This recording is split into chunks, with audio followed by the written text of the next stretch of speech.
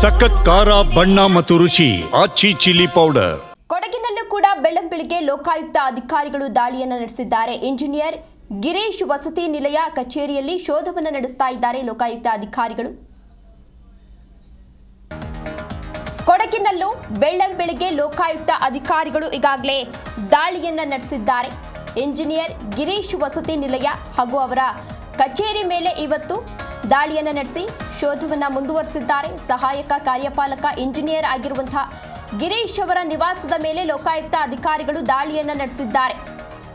Madikeri convent junction ಬಳಿಯ ಅಲ್ಲಿ ಮನೆ ಇದೆ. ಮನೆ ಹಾಗೂ ಕಚೇರಿ ಮೇಲೂ ಕೂಡ ಈಗಾಗಲೇ ದಾಳಿಯನ್ನು ನಡೆಸಿದ್ದಾರೆ. ಲೋಕಾಯುಕ್ತ ಡಿವೈಎಸ್ಪಿ ದಿನಕರ್ ಶೆಟ್ಟಿ ನೇತೃತ್ವದಲ್ಲಿ ದಾಳಿಯನ್ನ ನಡೆಸಲಾಗಿದೆ. ಅಧಿಕಾರಿಗಳಿಂದ ಇದೀಗ ಅಗತ್ಯ ದಾಖಲೆಗಳ ಪರಿಶೀಲನೆಯನ್ನು ನಡೆಸ್ತಾ ಇದ್ದಾರೆ ಎನ್ನುವ ಮಾಹಿತಿ ಸಿಗ್ತಾ ಇದೆ.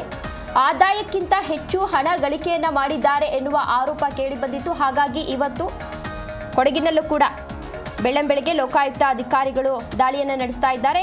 ದೃಶ್ಯಾವಳಿಗಳಲ್ಲಿ ನೀವು ಕೂಡ ಇದೀಗ ಗಮನಿಸ್ತಾ ಇರಬಹುದು. ಡಿವೈಎಸ್ಪಿ ದಿನಕರ್ ಶೆಟ್ಟಿ ಅವರ ನೇತೃತ್ವದಲ್ಲಿ ಲೋಕಾಯುಕ್ತ ಅಧಿಕಾರಿಗಳು ಕೊಡಗಿಗೆ ಆಗಮಿಸಿ ಅಲ್ಲಿ ಇಂಜಿನಿಯರಿಂಗ್ ಗಿರೀಶ್ ಏನಿದ್ರು ಅವರ ನಿವಾಸದ ಮೇಲೆ ಇವತ್ತು ದಾಳಿಯನ್ನು ನಡೆಸ್ತಾ ಇದ್ದಾರೆ. ಕೆಲವೊಂದಷ್ಟು ದಾಖಲೆಗಳ ಪರಿಶೀಲನೆಯನ್ನ ನಡೆಸ್ತಾ ಇದ್ದಾರೆ. ಜೊತೆಗೆ ಅವರ ಬ್ಯಾಂಕ್ ಡೀಟೇಲ್ಸ್ ಅನ್ನ ಕೂಡ ಕಲೆಕ್ಟ್ ಮಾಡ್ಕೊಂಡಿದ್ದಾರೆ. ಅಂದ್ರೆ ಎಷ್ಟು ಬ್ಯಾಂಕ್ ಅಕೌಂಟ್ಸ್ ಇದೆ, ಎಷ್ಟು ಹಣ ಟ್ರಾನ್ಸಾಕ್ಷನ್ ಆಗ್ತಾ ಇದೆ, ವಾರ್ಷಿಕ ಆದಾಯ ಎಷ್ಟಿದೆ, ಅವರಿಗೆ ಸ್ಯಾಲ್ರಿ ಎಷ್ಟಿದೆ, ಈಗ ಅವರ ಬಳಿ ಎಷ್ಟು ಹಣ ಇದೆ ಅಕೌಂಟ್ನಲ್ಲಿ, ಹೀಗೆ ಎಲ್ಲ ಆಯಾಮಗಳಲ್ಲೂ ಕೂಡ ದಾಖಲೆ ಪರಿಶೀಲನೆಯನ್ನು ನಡೆಸ್ತಾ ಇದ್ದಾರೆ. ಪರಿಶೀಲನೆ ಆದಮೇಲೆ ಕೆಲವೊಂದಷ್ಟು ವಶಪಡಿಸಿಕೊಳ್ಳುವಂತಹ ಸಾಧ್ಯತೆ ಇದೆ.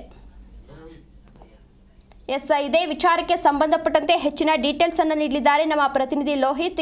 ಲೋಹಿತ್, ಇದೀಗ ಕೊಡಗಿನಲ್ಲೂ ಕೂಡ ಲೋಕಾಯುಕ್ತ ಅಧಿಕಾರಿಗಳು ದಾಳಿಯನ್ನ ನಡೆಸಿದ್ದಾರೆ. ಸುಮಾರು ಎಷ್ಟು ಜನ ಅಧಿಕಾರಿಗಳು ಆಗಮಿಸಿದ್ರು, ಏನೇನು ಪರಿಶೀಲನೆಯನ್ನ ಮಾಡಿದ್ದಾರೆ, ಯಾವ ರೀತಿ ದಾಳಿ ಪರಿಶೀಲನೆ ನಡೀತಾ ಇದೆ, ಹೆಚ್ಚಿನ ಡೀಟೇಲ್ಸ್ ನೀಡೋದಾದ್ರೆ? ತೇಜಸ್ವಿನಿ, ಈಗಾಗಲೇ ಕೊಡಗು ಜಿಲ್ಲೆಯಲ್ಲಿ ಬೆಳ್ಳಂಬೆಳಗ್ಗೆ ಲೋಕಾಯುಕ್ತ ಅಧಿಕಾರಿಗಳು ದಾಳಿಯನ್ನು ನಡೆಸಿರುವಂತದ್ದು. ಲೋಕೋಪಯೋಗಿ ಇಲಾಖೆ ಸಹಾಯಕ ಕಾರ್ಯಪಾಲಕ ಇಂಜಿನಿಯರ್ ಗಿರೀಶ್ ಮನೆ ಮೇಲೆ ಇದೀಗ ದಾಳಿಯನ್ನು ನಡೆಸಿರುವಂತದ್ದು. ಕೊಡಗು ಜಿಲ್ಲೆ ಅಂದ್ರೆ ಸಹಾಯಕ ಇಂಜಿನಿಯರ್ ಗಿರೀಶ್ಗೆ ಸೇರಿದಂತಹ 3 ಕಡೆಗಳಲ್ಲಿ ಇದೀಗ ದಾಳಿಯನ್ನು ನಡೆಸಿರುವಂತದ್ದು.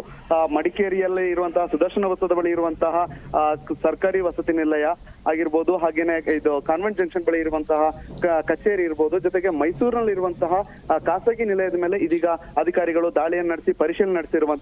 ಲೋಕಾಯುಕ್ತ ಡಿವೈಎಸ್ಪಿ ದಿನಕರ್ ಶೆಟ್ಟಿ ನೇತೃತ್ವದಲ್ಲಿ ಇದೀಗ ಈ ಒಂದು ದಾಳಿ ನಡೆದಿರುವಂತದ್ದು.